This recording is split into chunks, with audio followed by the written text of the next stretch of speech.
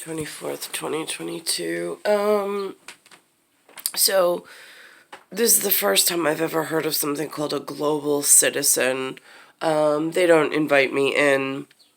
I've never been presented with an opportunity to participate. I don't know really what they're about. I only know what they're showing this morning. It looks like a white guy is like the CEO and in charge of like stuff. But in New York, I don't know who his representative is that he chose as his mouthpiece or whatever.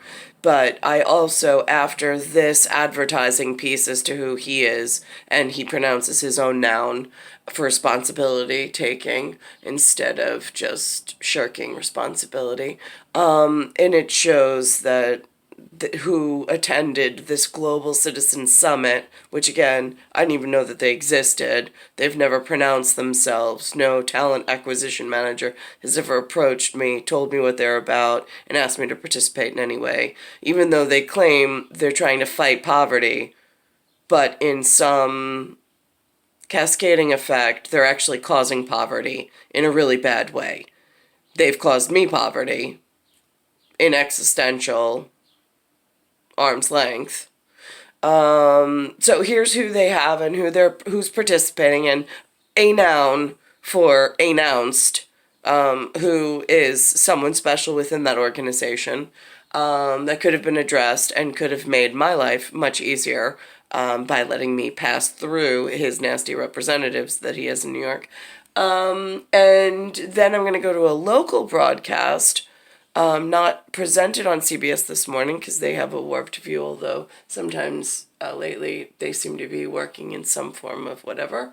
I'm going to go to the local broadcast about this new lieutenant governor position, Delgado, and who, again, they put inside the seat while I'm here as POWMIA, is what it's looking like. False imprisonment and false entrapment, because Delgado, again, looks very much like what's calling itself an attorney general in New York, and also what denied me access to US in high school, if that's the route that I actually needed.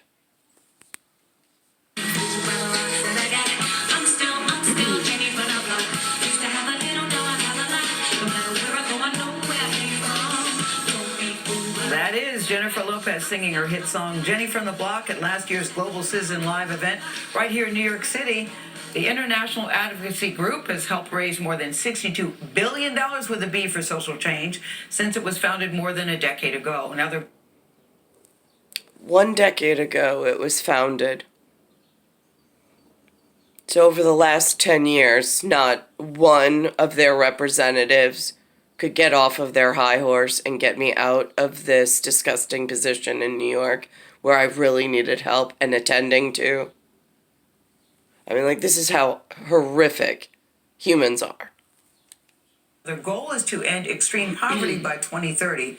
This week, Global Citizen teamed up with hundreds of celebrities, activists, and artists, including Bill Nye, the Science Guy, and Dakota Johnson, to host a 2-day summit. I was asked to moderate one of the panels, and I said yes. It was on gender equality with Gloria Steinem. Listen to that panel. Pharrell Williams and Arooj Aftab, a Grammy-winning artist from Pakistan originally. Only on CBS Morning, Global Citizen CEO and co-founder Hugh Evans joins us now. Pakistan, really? So you know how to find some no-name or no-noun from some third world country elsewhere, and to get him a ticket and a flight to New York and have a panel for this global summit that's 10 years in the making. But there's one girl that is known to a couple of like important people somewhere in the world, and can't get a panel together to get her out of this dirt lot in New York and to where she needed to be on world set and stage. to bring us up to date. Good to see you, Hugh Evans. Great Always good to see Gail. you. Thank you for having me. I can remember when you first proposed this 10 years ago, and it just seemed so pie in the sky. You looked like you were 12 years old at the time. Who is this guy? Still does a little bit. Yeah, he actually does. Who is this guy? But your enthusiasm and your commitment and passion was so infectious. Are you still on track to meet your goal of 2030, ending extreme poverty? So I think there's good news and there's bad news in the story of the eradication of extreme poverty. Yeah, I'd like to know who are the nouns that claim to be these kings makers, and why are they making kings that are working opposite in some antagonistic format for the change that's needed and to help me get out of this impoverished state of New York? The good news is that in the last 30 years, the proportion of people living in extreme poverty has plummeted from 52% of the world's population in 1981 down to less than 12% of the world's population today. At the same time, well, the world's gross income has quadrupled, so we can afford to eradicate extreme poverty. The bad news is that because of COVID-19, 100 million... And in doing so, you idiots made everybody flat and equal. Nobody's important. Nobody should be listened to because everybody's shouting at one another about how important they are and why everybody should listen to them. Yeah, great. Stupid system. million people are being pushed into extreme poverty, so the urgency of now is more important than ever. So what were the engines that helped people's situation from 81 to just recently, and can you fire them again to help this 100 million people who've fallen back into poverty? You absolutely can. So you need to get access to healthcare, and we saw that during COVID-19, but it's not just one disease, it's malaria, tuberculosis, all of the communicable disease. Just so he's aware, everything wrong in the world that you think you helped make right, they're now in infectious disease. They have machines, they have lab capabilities and technologies. All you did was grow a super terrorist organization that is now sitting in a position in the opposite position of what the people trying to save the stuff in quiet place so it doesn't get out in some monkeypox outbreak or some COVID outbreak. I mean, it's really disgusting the level of national secure anything any longer.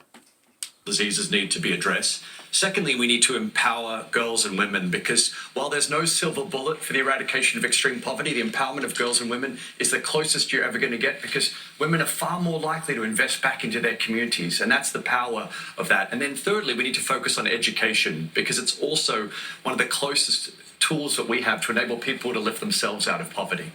Really, because what little education I was able to get to, there was still no guarantee of employment. I still, in fourth decade, no matter how educated I am, no matter how smart I am, no matter how clever I am, no matter how I am, whatever I am, I'm still unable to get anywhere I need to be for self-supporting and self-sustaining while you think you cured this poverty thing and all you did was just break the world.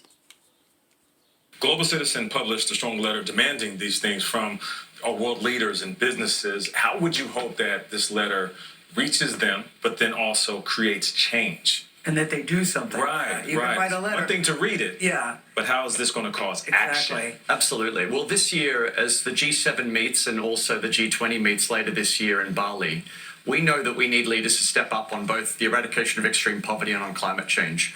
Right now, one simple thing that can happen is the US Congress has blocked what's called special drawing rights. These are a financial instrument to enable the world's poorest nations to have financial cash flow. We know that during the pandemic, $17 trillion was released for the wealthy nations like our own. We need the poorest nations to have access to capital. And yesterday, Problem is that you have all the wrong nouns now in some form of power because the kingmakers made kings out of the wrong men and women. Mia Motley at our Global Citizen Now Summit, the Prime Minister of Barbados stood with Prime Minister Trudeau of Canada, and they both called for the US Congress to pass this measure. That's where the reference for Barbados was. Let me rewind it so nobody gets fucking smart. And that they do something. Right, You right. can write a letter. One thing to read it. Yeah. But how is this going to cause action? Exactly. Absolutely. Well, this year, as the G7 meets and also the G20 meets later this year in Bali, we know that we need leaders to step up on both the eradication of extreme poverty and on climate change. Right now, one simple thing that can happen is the US Congress has blocked what's called special drawing rights. These are a financial instrument to enable the world's poorest nations to have financial cash flow. We know that during the pandemic, $17 trillion was released for the wealthy nations like our own. Mm-hmm. We need the poorest nations to have access to capital. And yesterday, Mia Motley at our Global Citizen Now Summit, the Prime Minister of Barbados, stood with Prime Minister Trudeau of Canada, and they both called for the US Congress to pass this measure. It should be a bipartisan. So now let's go to New York and see what the dirtbags here are doing. A new law to So now here's more positions that I wasn't asked to be part of. I didn't vote for these people. I didn't pronounce them. I haven't nouned them because I don't know really who they are. But somebody, and I don't know who, and I don't know what force is putting them into these positions of like kingmaker or opportunists, while I'm being held somewhere else in the same city system without access to all of the resources that I need. help victims of child sex abuse who miss legal deadlines to sue their abusers. The Adult Survivors Act will give those victims a second chance to file lawsuits. It provides a 1-year... I have no idea what this is about. None. Because again, nobody in New York City, it's being run by all the wrong derelicts. I have no access to any real clean information. 1-year window in which the state's usual statute of limitations for civil lawsuits will be set aside. The bill received final approval on Monday from the New York State lawmakers. It's modeled after the state's now expired Child Victims Act, which led to more than 9,000 lawsuits. New York State's new lieutenant governor is set to take office tomorrow. Governor Hochul says Congressman Antonio Delgado will be sworn in Wednesday as lieutenant governor. The governor says she will issue a proclamation for a special election to fill Delgado's Hudson Valley congressional seat once he officially resigns from the House. That date has not... Well, isn't that convenient? She's putting special elections in to fill all the seats with her people, while the same people have blocked me from even getting to a handhold in the U.S. whatever I needed in high school through the guidance office at St. John's. They sent one of these in, and I got nowhere. I went through another year of school. I got some stupid educational certificate, and I got nowhere in life. But I see a whole lot of these having some whole lot of special education. They're on news broadcasting now. I mean, it's a real shit show in New York. Where's the help for the kids that are left over or that got pretty much shit on their entire lives? Like, is there like any area of humanity that actually cares? Just curious. Anybody left that has any power in the world other than them get one kid out of a really shitty situation? It's star 1978, star 8378, Nicole, Cattaruzza. It's Earth, Solar System, Milky Way, Universe, Galaxies, Broken. It's Bayside Station, Bayside, New York, 11361.